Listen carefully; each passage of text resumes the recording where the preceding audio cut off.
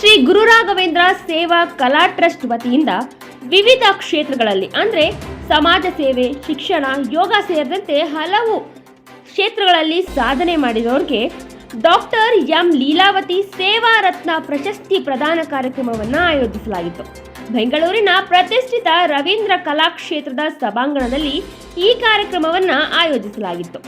ಈ ಕಾರ್ಯಕ್ರಮದಲ್ಲಿ ಗಣನೀಯವಾಗಿ ತಮ್ಮದೇ ಶ್ರಮದಿಂದ ಸಾಧನೆ ಮಾಡಿ ಅತ್ಯುತ್ತಮ ಯೋಗ ಶಿಕ್ಷಕ ಹಾಗೂ ಪತಾಂಜಲಿ ಯೋಗ ಕೇಂದ್ರದ ಸಂಸ್ಥಾಪಕ ಅಧ್ಯಕ್ಷ ಡಾಕ್ಟರ್ ಜಗದೀಶ್ ಎಂಎಸ್ ರವರ ಕಾರ್ಯಚಟುವಟಿಕೆಯನ್ನು ಗುರುತಿಸಿ ಶ್ರೀ ಗುರು ರಾಘವೇಂದ್ರ ಸೇವಾ ಟ್ರಸ್ಟ್ನ ಅಧ್ಯಕ್ಷರಾದಂತಹ ಅರಸೀಕೆರೆ ಉಮೇಶ್, ಖಜಾಂಚಿಯಾಗಿರುವಂತಹ ಕಲಾವತಿ ವಿಎನ್, ಉಪಾಧ್ಯಕ್ಷರಾಗಿರುವಂತಹ ಗಂಗಾ ಎಚ್ ಮತ್ತು ಕಾರ್ಯದರ್ಶಿ ಪ್ರಜ್ವಲ್ ಕೆವಿ ಇವರ ನೇತೃತ್ವದಲ್ಲಿ ಡಾಕ್ಟರ್ ಎಂ ಲೀಲಾವತಿ ಸೇವಾ ರತ್ನ ಪ್ರಶಸ್ತಿಯನ್ನ ಡಾಕ್ಟರ್ ಜಗದೀಶ್ ಎಂಎಸ್ ರವರಿಗೆ ನೀಡಿ ಗೌರವಿಸಲಾಯಿತು.